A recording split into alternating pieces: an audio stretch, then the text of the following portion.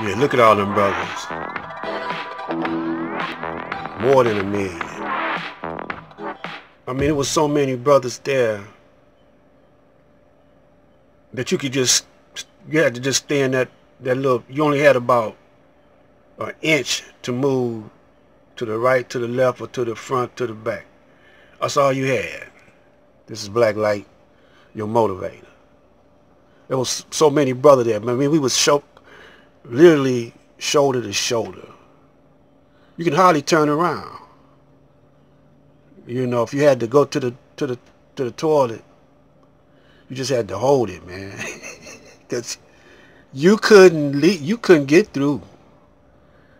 I mean, it was thick, man. The brothers there was thickening. I don't know, what can I say, man? See, that shocked everybody. That shocked everybody. And what made it so good was we was all in unity together. When we were loading up here in Detroit at the State Fair, the word was we might be going to war. And we had the FOI there, you know, standing guard and conducting us to get on the bus and telling us, to get this fruit. So if you get hungry, we got fruit. So don't eat at them Caucasoids restaurants along the way. At the bus stop, when we get off and stretch our legs and go to the toilet at the bus stop, don't buy no food. And the brothers did the opposite. They got off the bus. I think it was like a White Castle or a burger joint we went to on the road stop. They flooded the place. They bought out the place, bought out every last hamburger, meat, or whatever. No strategy, no tactics of war. See, the enemy know that we could have been taking that route. So they could have poisoned all the food.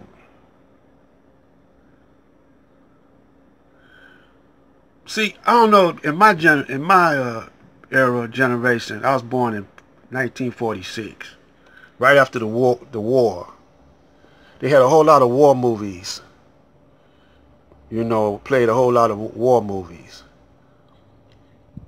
They program you in war movies. You kind of like automatically know no strategy, no war tactics. And we had army men. We had little army men to play with, tanks and stuff, army guns. My generation, we grew up in a war environment. I mean, we had, not only did we have fire drills, we had air raid drills. You would hear that.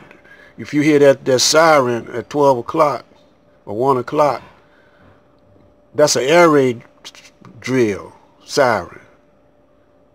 And it ain't stopped since then, because they said we was gonna get bombed, whatever. All that, made us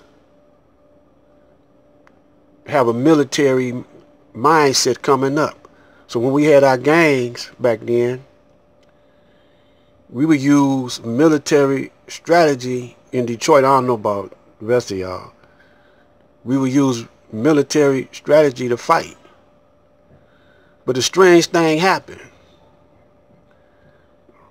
around 50, 57, 56, that's when the Klan was all over wreaking havoc. That's when King, you know, first started doing this thing. But we already had the FOI and the NOI. They already had military training. So the white boys started jumping on us because we was moving in their neighborhood. I was living over there on Finkel and Livernois. And they were grown men, the police and this motorcycle gang. We beat their ass so bad we ran them out the hood, man. They, like, we was sandwiched between the street called Linwood and Dexter. Back then it was full of white people. It was a handful of blacks, black families. And 2 or 3 years later, they went across Livernois. And after the riots, after the 67 rebellion, they moved out of town, man. Went up in the suburbs. Moved out the city, man. Hudson's closed down. Build up Northland. All you brothers from Detroit, y'all know what I'm talking about. If it weren't for brothers like myself, see, we stopped fighting each other. I remember this real good. It was my gang against this other boy's gang. He had a liking for this girl. Her name was Mary Ann Bell. She dug me, but she didn't like him. And I didn't dig her, though. I didn't have eyes for her. It was other young ladies that I was digging on. But she dug me so much. And she wouldn't mess with nobody, no other dude until she got me.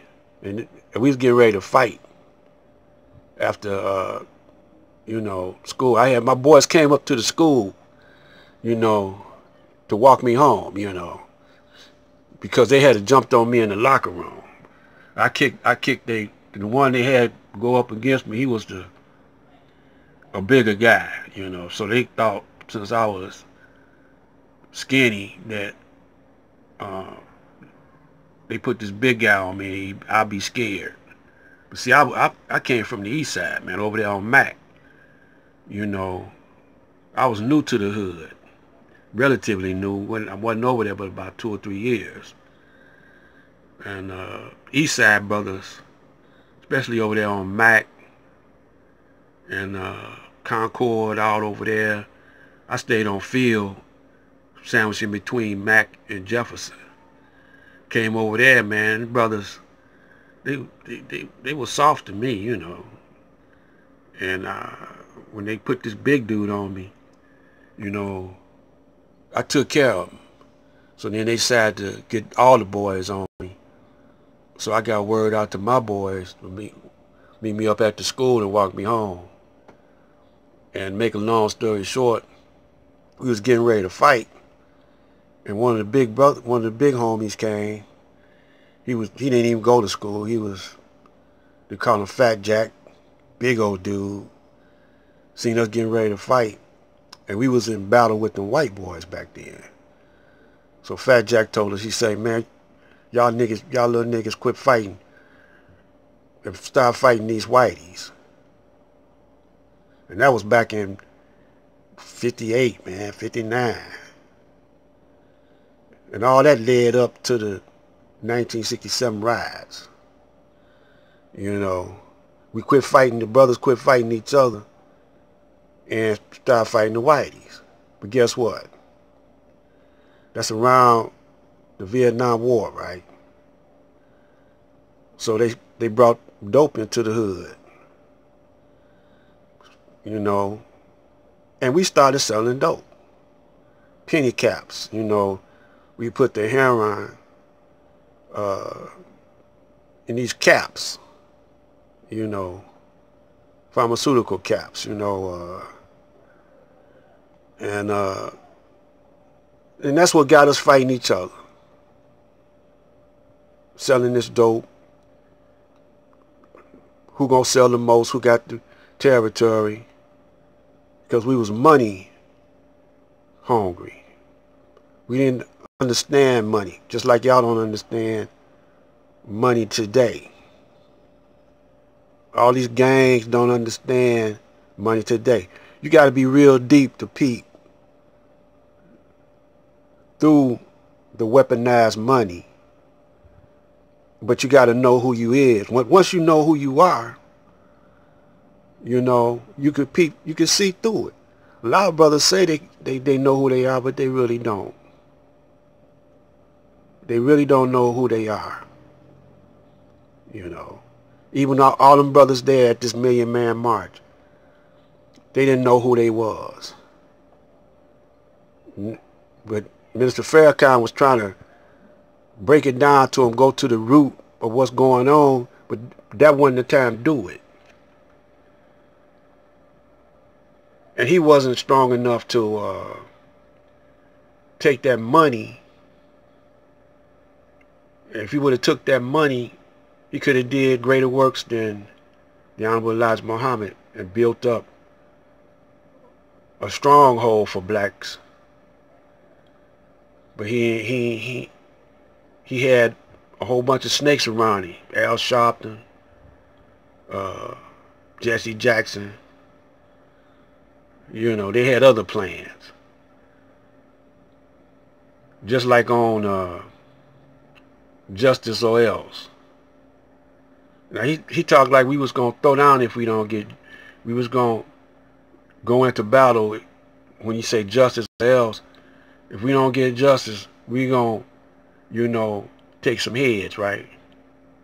Ain't nothing happened yet. We ain't got justice, and or else ain't happened. Matter of fact, he done merged in with these whiteys, you know, and think that, you know, we blind. I mean, there's still some brothers that ain't blind out here. There's still some there. That's who I'm talking to. I want to talk to the brothers, the strong brothers. That's why I don't have no chat, because I ain't got time for all that nonsense. I'm trying to link with the brothers, you know. Now I know that we fire some weapons is concerned, but you know, don't worry about that part. The word and your mind is a stronger weapon. This is Black Light.